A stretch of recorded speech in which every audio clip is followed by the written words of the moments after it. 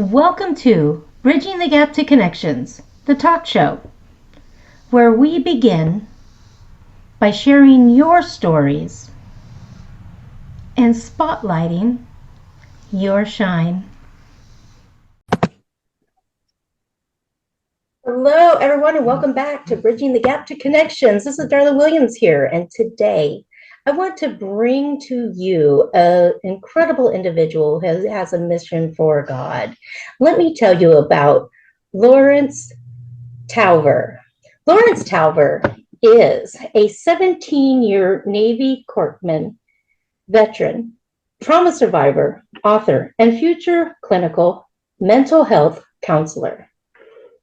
He is the creator of Whole Again, a Jesus-centered trauma healing model designed for veterans, first responders, and survivors who carry wounds deeper than words. His work integrates scripture, psychology, spoken word storytelling, and soul-level restoration. Through his books, podcasts, and WarriorMed Fitness platform, Lawrence guides people out of the fire, back to identity, back to purpose, and back to the heart of God. Whether he's speaking to a room full of veterans, counseling a client through PTSD, or crafting a chapter about Father Mychal Judge on 9/11, Lawrence shows up as a man who's lived it. His scars are real. His faith is fire tested. And his calling, it's clear. Walk with the brokenhearted until they can walk again. Without any further ado, let me go ahead and introduce to you Lawrence Towver. Lawrence, can you tell us a little bit about you? And welcome to the show. Hey, Darla, how are you? Doing really good today. Well, so I am a 17-year Navy Corpsman. I served with the Marine Corps over on Camp Pendleton in California. My fondest times with the Marine Corps is with 2-1, which is an infantry unit out in Camp Orno of that camp. And I've been to Fallujah, Iraq. I've been and solved the world on ship. And now I am in progress of getting my master's degree in mental health therapy over at St. Edward's in Austin, Texas. And I'm also an author. I've written a couple of books now. And my greatest one that I've written so far is called Whole Again. So Whole Again is a remembrance of 9/11 and 2 firefighters and one who ended up passing away during the towers falling and one who had to live with moral injury afterwards. Moral injury is different from PTSD. When people think of PTSD, we look at signs and symptoms such as anxiety, depression, insomnia, and other characteristics. And when we look at moral injury, that's more of the death of the soul, the impact that the soul has to carry, such as, why did I live? Why did my brother die and I'm still having to survive? And what this book shows is they're not alone when you're walking through those dark times.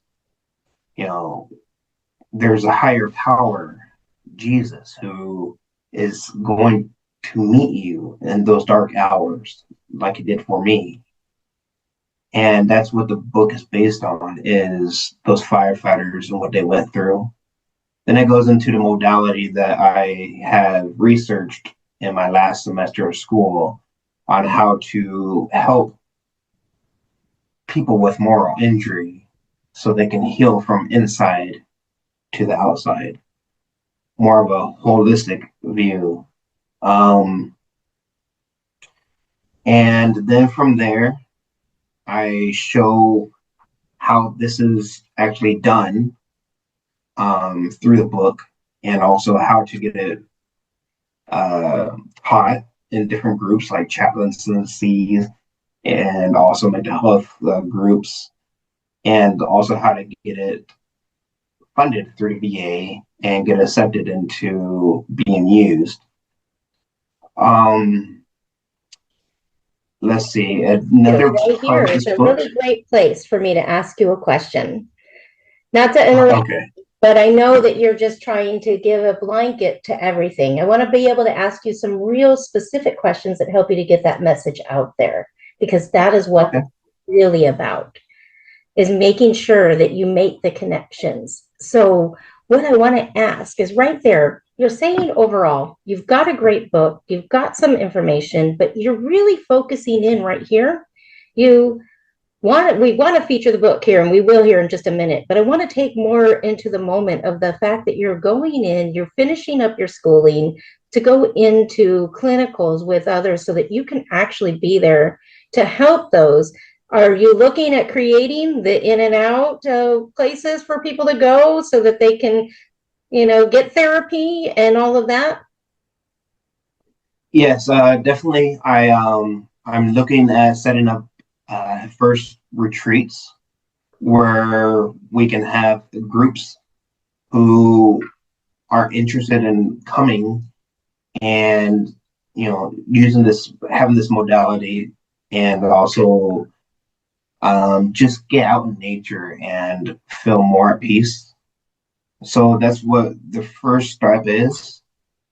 And then eventually I'd like to open up a place where it's going to be an inpatient, outpatient program where we can have veterans, military, first responders, and others who have dealt with trauma come into the program and be treated, and then be able to, either stay at the program after the 10 weeks, which is going to be on a compound, and it will have little homes, and it will be a place where they can stay and live until they can get back on their feet. And it's just something that I want to do for those people who have gone through trauma and are looking for a new way of living that isn't detrimental to their mental health.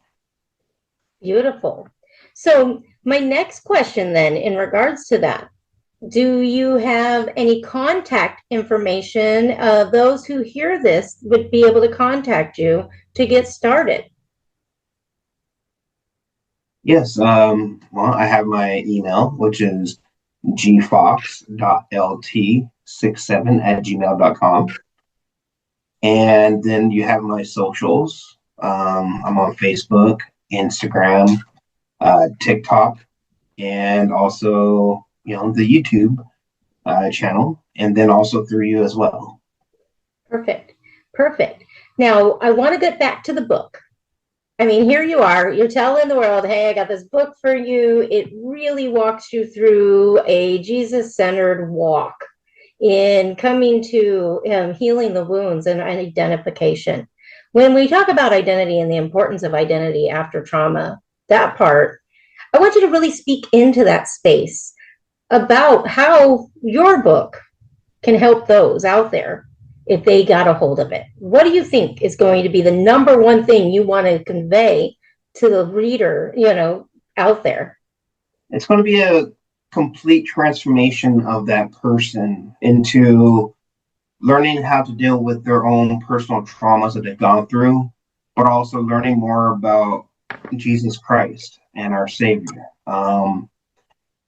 It goes from the storyline to the modality, and then into this 1970s Jesus Revolution, all the way to 2025, where we're having a new Jesus movement. And so it kind of gives you more in-depth feel into who our Savior is and why he is so important to bring back into the mental health field. and using modalities such as this. One thing that I do is I'm a creator, not just an author.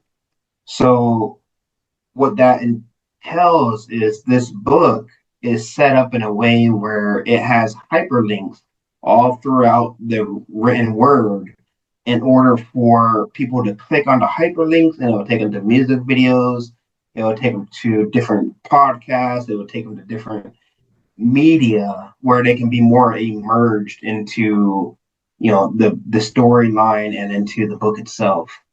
Also, I set it up so that I have a code from my Speechify account that gives out a discount for anybody who's interested in listening to the book as an audiobook. So they could be listening to Snoop Dogg or Mr. Beast read the book to them while they're driving. So it's definitely a Cool. multimedia, huh? That is too cool. I know anybody would love to listen to a book in Snoop Dogg's voice. Why not, right? Well, Uncle Snoop, he got his hands in everything. So, it's definitely a good thing to check out. So my next question for you. Here you are, you're talking about that you have the modality. There are going to be a lot of people out there who do their own modalities. So you're talking about in your book, do you have one that's already formatted that people can just start using straight off the gate, that they already have all the imaging and everything else already written? It's already written now. It's already formatted. It's already set up so it can be taught to different clinicians and holistic healers, chaplains. It's already set up. It just needs to get the word out there. But I mean, this modality. So the way that I like to look at it, and I'll give you an example, is it takes Western theory and Eastern theory and it puts it together in order to develop this modality. And let's look at Western theory and Eastern theory. So we can play the piano, and on the piano, I'll take my left hand as the Western theory, and the right hand is Eastern. So on the piano, I can play the same tune, such as Bingo was his name, and I can hear the tune from the different keys I play with my left hand.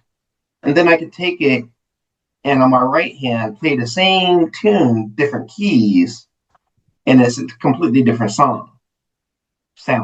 So when you mix both together, then it brings a symphony to the sound.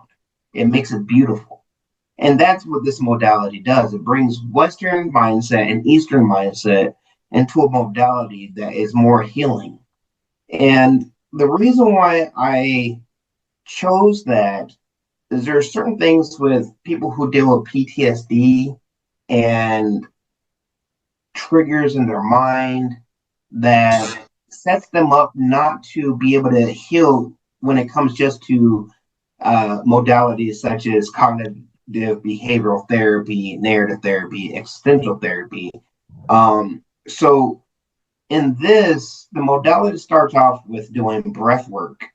And breath work is more like when you inhale through your nose and you count to 4, and then you pause, and then you blow out through your mouth and count to 6. And what that does is in your mind, you have your sympathetic nervous system and your parasympathetic nervous system. And your parasympathetic nervous system is your fight or flight mode. And when someone is dysregulated, it means that their parasympathetic is overboard and it causes all these alarms in their mind. So, in order to help bring them down and regulate them, the deep breathing that I just showed helps calm down those triggers, calm those alarms, and kind of just helps that person get into more of a meditative state. And then from that meditative state, you want to go into what they call clinical hypnosis. And the word hypnosis, for other people, they may think that you're going to be on the stage barking like a dog. And that is a comedic hypnosis. But clinical hypnosis is more of helping that person paint in their mind a safe place, such as the ocean, the forest, the mountains. And then you're just talking to them and describing it. And when they can actually describe it back to you, then you know that they are under that clinical hypnosis part. And that does is you're going from the conscious mindset to the subconscious level of the person's mind. And in that part, that's where all the trauma and everything else that they're dealing with.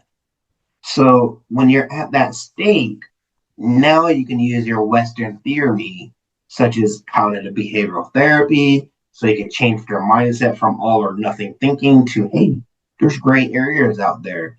You're not the person that you think you are. You have to take a break and see everything around you. You can go into your narrative therapy that teaches people how to paint themselves into a better insight of who they are instead of having them think, oh, well, I'm just the worst person ever. No, let's rethink that. Let's repaint that. Let's help you think about where this is going. And then your existential.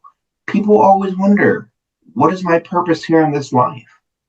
Existential therapy helps you deal with that, helps you see that, helps you open your mind. And then, of course, you can deal with your inner child therapy. This is where if you had any traumatic events when you're a child, such as divorce or trauma from your parents, you can do inner child work and talk to your inner self, your little self, and reparent yourself at that point in order to help with that. And then on the spiritual side, you can bring in scriptures, you can bring in prayer, you can bring in so much to help that person deal with their moral injuries. And from that point, they're not just dealing with the signs and the symptoms in their mind, but they're creating a new self that's whole within them. And I wish that's how therapy sessions worked throughout the world. But unfortunately, they just are talk therapy and, hey, let's just talk about this instead of actually doing work while we're in session. I believe taking the whole person point of view. I want to not just deal with what you're dealing with for some of the symptoms, but I want to deal with the whole person itself. So Lawrence, right there, do you have an example like that you could share with us what you're taking someone through? Like, how would you, if you were sitting there, like, say, I am your client today, and I've come up with something, and I'm just not regulated, and I need to be able to come to regulation right now. What would you do with me today that somebody can see as a tip and a trick today? Something simple that you can give to them today through using me as an example to give them that ability that even if it's just a moment relief. Okay, well, if we want to go use you, what is one thing that you're dealing with today that has you at a point in your life where, hey, I need to help. I need help with this. Something I would say that a lot of people have, as well as myself, is sometimes I don't always have the resources around me, and it agitates me. It agitates my soul that people are not willing always to help others. And sometimes it's very frustrating for me. And I know it has been for others too, because I've heard it from other people. Like, why don't people help? How do I resolve me if someone else doesn't want to help? And what aspect of helping are we talking about? Are we talking about It could be financially? Are we It could talking be about? simple, just needing to go to the store. It could be simple because sometimes in life we have people who are struggling out there just getting to the basic needs, and they're struggling and they're frustrated. So they're just really stressed out. They're frustrated. It's regular everyday needs in society. So say that they're just in a space. So taking a whole situation and just frustrated, no one's hearing their need. They keep asking, but things aren't happening, and they feel unheard, and they're just overwhelmed, and they need relief from feeling unheard, unseen. I mean, there's a lot that packs up into that, but it's a frustration. it's irritation, it's a whole lot there. So how would you, if I came into this office and I'm like, today this happened and no one cares about me, because how many times in life are we saying it as no one cares about me right now, and I have this real need and no one wants to help me, and I'm completely unraveled and dysregulated, and I'm walking in and sitting on your desk, or at your desk, and you're going, ooh, let's bring you to a calm down right now. Let's breathe, because that's what you're talking about, or something. What would you do to somebody who's in that moment? Okay. Well, at that point, I definitely want to talk with them. I want to, do talk therapy, just to find out the key points and find out where in their life that they feel the most that they were not being supported, because everything comes from a starting point. So I wouldn't necessarily want to, I would address the issue that's going on today, but I would also like to go back to your childhood or your teenagers or young adulthood. There is uh, there was a man named Eric Erickson who basically teaches about certain stages in your life that you have to go through in order to develop mentally and emotionally. And if you have any kind of events in your life, it could retard you at that stage. So, retard you as in a way as you're no longer growing emotionally and mentally at that stage, such as a child who is 12 to 15 years old, and this is their time where they're learning how to rely on other people. And if they're not relying, if they don't have that family dynamic where they can rely on their parents, they're going to feel out of control. And they may grow physically and start to regulate again, but anytime that comes up that is something that reminds them of that, then it dysregulates them. So when I go from there, I would have to have that person first understand what is going on with them. And then I would go into deep breath work. And from deep breath work, I like doing about 7 rounds of breathing in and breathing out. I like 7 because that's the number of, wholeness. So when you go from there and you have them deep breathing and they're starting to regulate themselves once again, that is when I want to take them into that safe place that they feel comfortable in, that safe place that they can imagine, where they're just there and it's peaceful in nature where they're at. And when they can start describing that to me, or when you can start describing that to me, I understand that now you're at a subconscious level and I can start actually doing my work. And I want to focus on that 12-year-old first. And with that 12-year-old, I want to do inner child work. I want to let that 12-year-old know that, hey, you're not alone. We love you. People love you. We're all about helping you. It doesn't matter what kind of parents you came from. It matters who you are today. It matters the life that you live today to give back to the Lord. And when you do that, you can also have that person start being a parent to their inner child. How would you talk to your own self? Or better yet, if you are a parent, how would you talk to your son or your daughter? At that point, they can start to talk to their inner child in that same way. From there, I would move on to the situation that we're at hand today. And I would look at the CBT, cognitive behavioral therapy, of all or nothing thinking. That's all or nothing thinking. No one ever cares about me. That's either they do when they show up or they don't if they don't show up. But we need to look at the gray spots of what's going on in everybody else's life. What is their things that they're dealing with? that doesn't allow them to come and help you right at that moment. So once we can figure that out and move into different directions with the theories, then we can also bring in, prayer, scriptures, anything that brings in a spiritual moment that you'll be able to feel whole, feel peace, feel the Holy Spirit in your life. Once you're going through all that, then we can take you out of that modality. And this is a process too. It's going to be 10-week process in order to start from beginning to end. 5-week process? No, Or you just I got was going to questions? say something real quick. I'm just Oh, raising my hand yes. because I didn't want to be rude and interrupt. I was just raising my hand. Ah, I'm hearing so much there that is really important. But I know that all of that is really going to be really focused. And anyone listening in, I want you guys to hear what he's really talking about right there.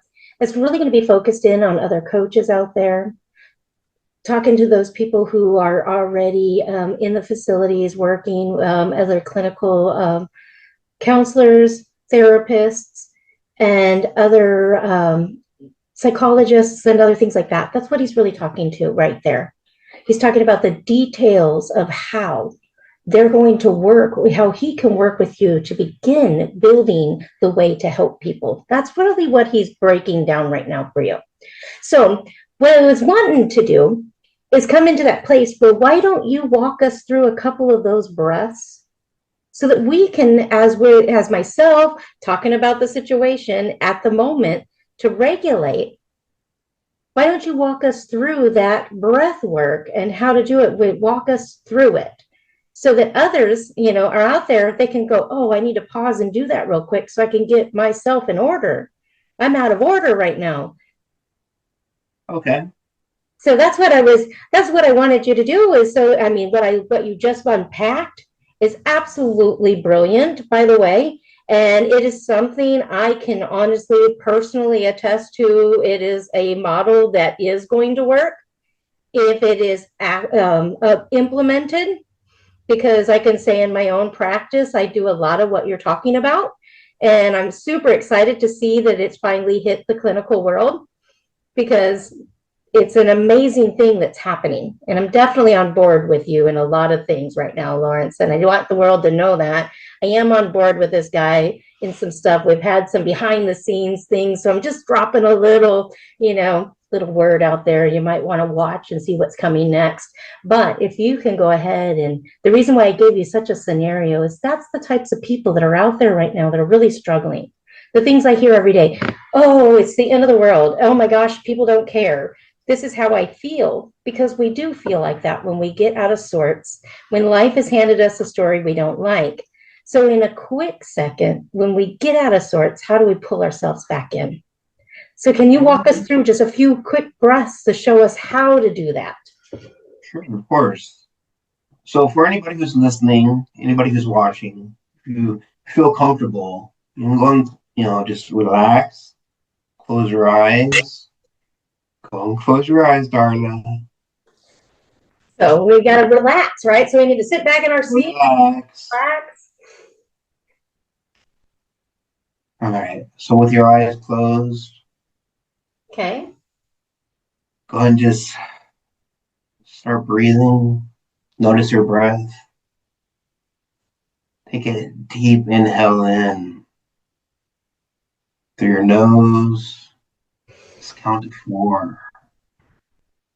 1, 2, 3, 4. Just pause. And with a forceful push, blow out through your mouth. 1, 2, 3, 4, 5, 6. Breathe back in through your nose to a count of 4. As you're breathing, let your mind relax. Let your body relax. Forget about all the things that you're dealing with. Go on, pause. Go on, blow out to a count of 6. And as you release, You're thinking about all the negativity just coming out of your body, out of your mind, out of your spirit. Breathe back in, count to 4, and now you just imagine the peacefulness that you feel, the peace of the sun on your face, the quietness in your mind. Go ahead and pause and blow out the count of 6. And as this release, go ahead and just know that everything is okay, that you're safe, that you're sound. Go and breathe back in for 4. Pause and let out.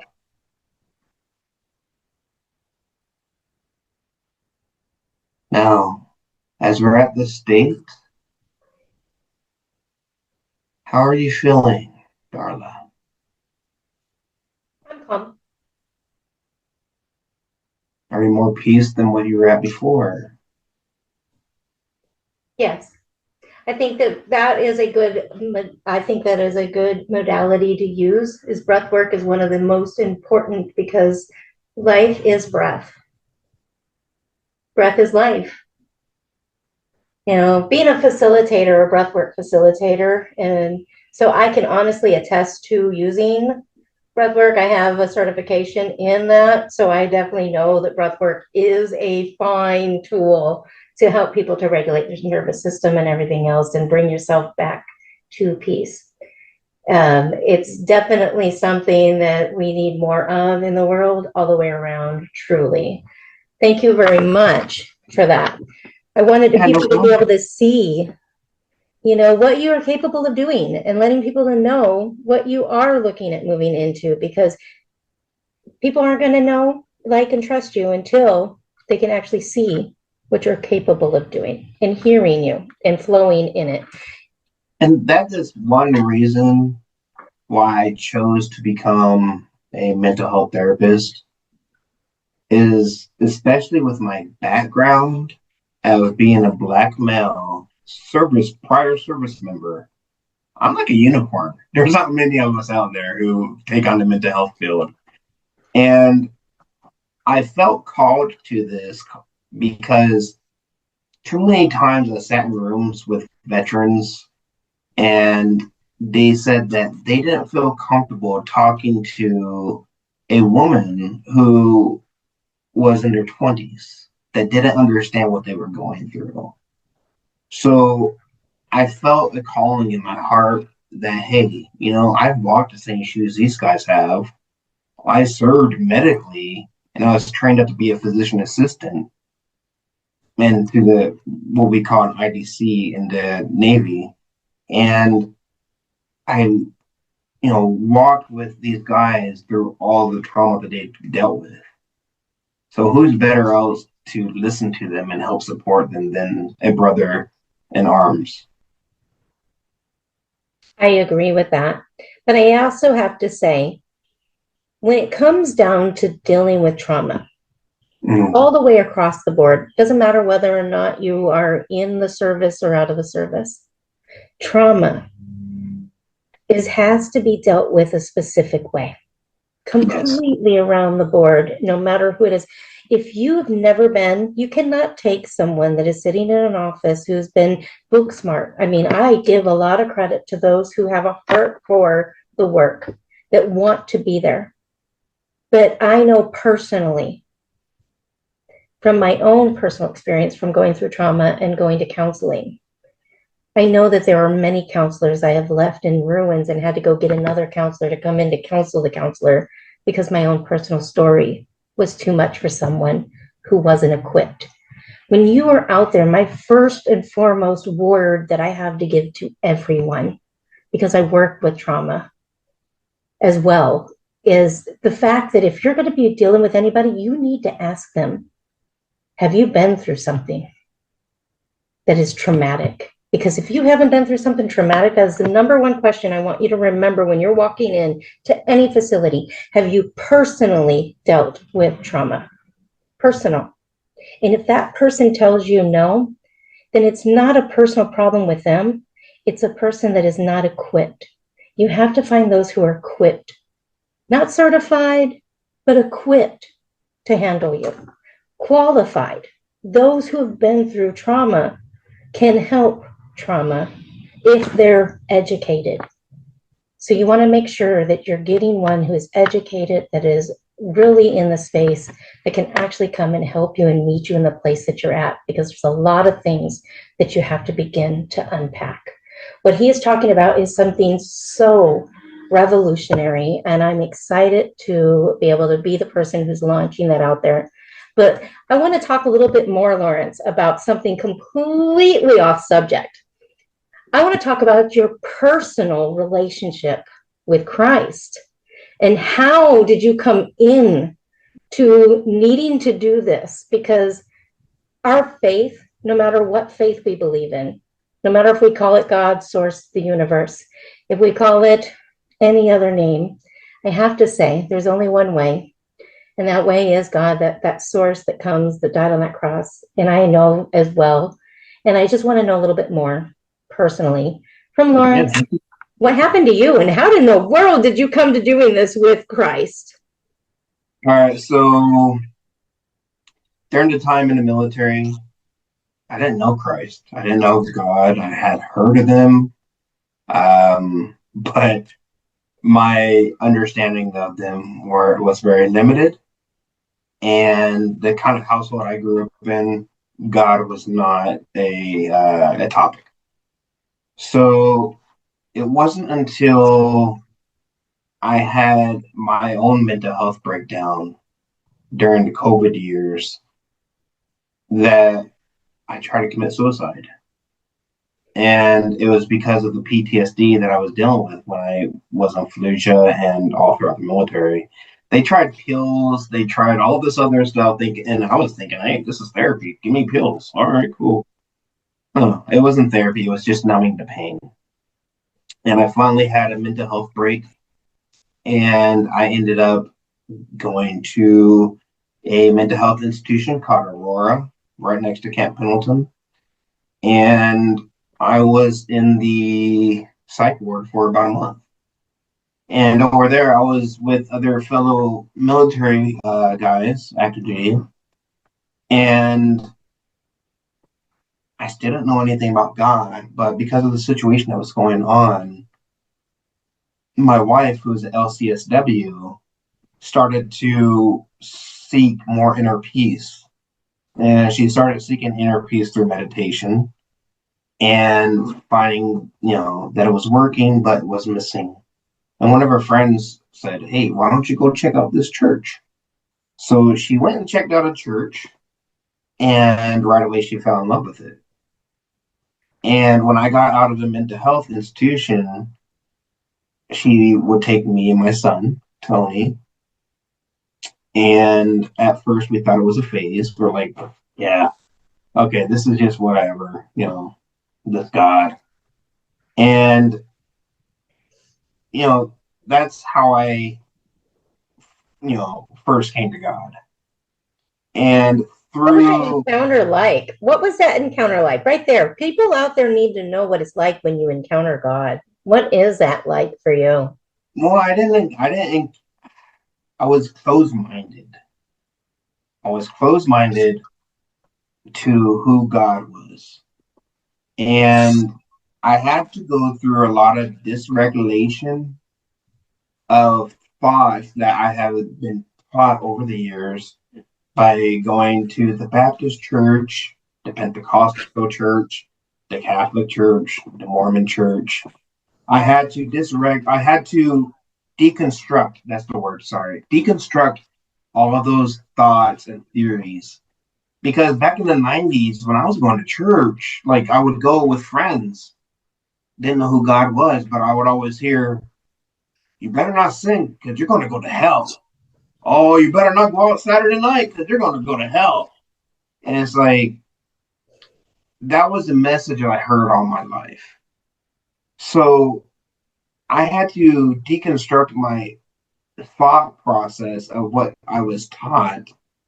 And I had to reconstruct everything by sitting down and reading the Bible, by sitting down and watching YouTube videos of the Bible Show or Cap Chatfield or different rabbis.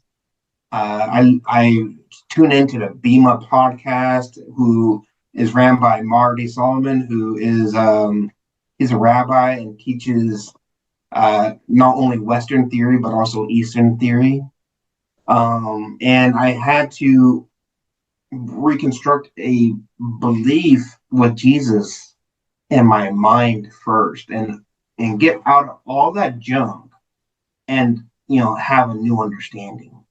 And once when I did that, I started seeing things differently, such as my music started changing. I was no longer listening to Metallica and Pantera. I was listening to Brandon Lake and Phil Wickham. Instead of watching stuff on TV like Vikings and Game of Thrones, I started watching The Chosen. And I started watching things that were edifying. Instead of cussing, I used to have like this worst mouth ever. I would just cuss, cuss, cuss. And, it just changed over time. And instead of having all that anger and rage inside, it was now love towards other people. And when that happened, I started to feel like my heart was opening. Like Jesus was holding my heart in his hands and breathing love back into my heart for others. And, it's been a couple of years that I started this process, and I just got baptized 2 weeks ago, showing that, my faith is 100% in him, and that I'm going to walk with him no matter what. And I will, proclaim his message in his name until the day that he comes back. And I just want to walk with my Jesus. And now it's like all those burdens that I had before, the anxieties, the depression, the anger, all that, I'm not going to say that they're all gone, but it's gone to the point where I can live my life without feeling like I'm being dragged down. I feel whole again. And that's, once again, that's go back to my book, Whole Again. Exactly. So we have a question. Would you say you're religious, or would you say you're spiritual? I'm spiritual. I don't believe in religions. Even when people ask me, are you a Christian? I feel like I want to say no, because in Acts, it started off with following the way. That's all it was. There was no Christian this or anything like it. It was following the way. And I believe that I follow the way. I don't believe in any denomination. I just believe in the straight Bible, and I believe in love for my Savior. I don't fall into, oh, well, you shouldn't do that because you're going to go to hell. That's old, man. That's the old thinking from what they tried to teach back in the 80s and 90s and before. I don't believe in any of that. I believe that our Savior loves us, and if you turn your heart and mind to him, then your life, it will be saved, and he will continue to carry you and will help you walk down that path to him. That is beautiful. So tell us once again about Whole Again. Whole Again. It is a book that deals with how to treat moral injury through a Jesus-centered modality. And it also takes you on a great adventure of getting to know your Savior using multimedia sources such as songs from Brandon Lake, Phil Wickham, using different podcasts that I put in there, different YouTube videos. I think you're really going to like it. So definitely check it out. It's on Amazon right now for free. You might start seeing my ads code across YouTube for the book. And once it's not free, it's only priced at $4.99. So, I mean, a cup of coffee, you could change your life. So that is the thing right there. For a cup of coffee, you can change your life. You can actually get a personal understanding and a walk with how to actually begin transferring your life for the better. If nothing else, isn't it time to start taking the steps to finding restoration within? Haven't we all been through enough? When is enough enough? Take the steps. I think that what Lawrence is doing is beautiful. I'm grateful to have the opportunity to get to know him and really dive deeper with him. You guys are going to get a chance to start getting to know him a little bit more. I told you recently over the last few days that I had someone getting ready to show up on Mondays to talk mental health with me. And this is the guy we're going to be bringing in. I've got a few others as well that he'll get to meet along the way. But we've got some big things getting ready to happen. And this is going to be my co-host on Bridging the Gap to Connections coming really soon. We're just getting all of our details worked out, coming up soon. And that is for today. I want you all to know out there, all of his links will be in the description center on the YouTube channel. So you can go and find him personally, go to each one of his sites, like, share, watch, and subscribe to him, okay? Because that's really actually quite important. And I want to, before I let us all go, did you have anything else you'd like to say to the audience? Yes.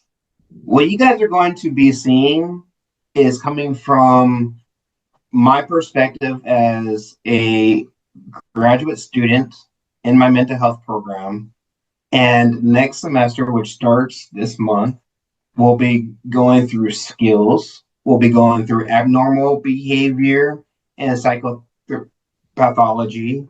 And we'll be going over some other stuff. So all the information I'm putting out there is coming from PhD doctors, and it's going to be an interesting experience. Thank you so much, Lawrence, for being on the show today. And I'm looking forward to the things that we're going to be bringing to the world coming soon. Until next time on Bridging the Gap to Connections, this is Darla here. Have a great day. Thank you, Lawrence. Yep.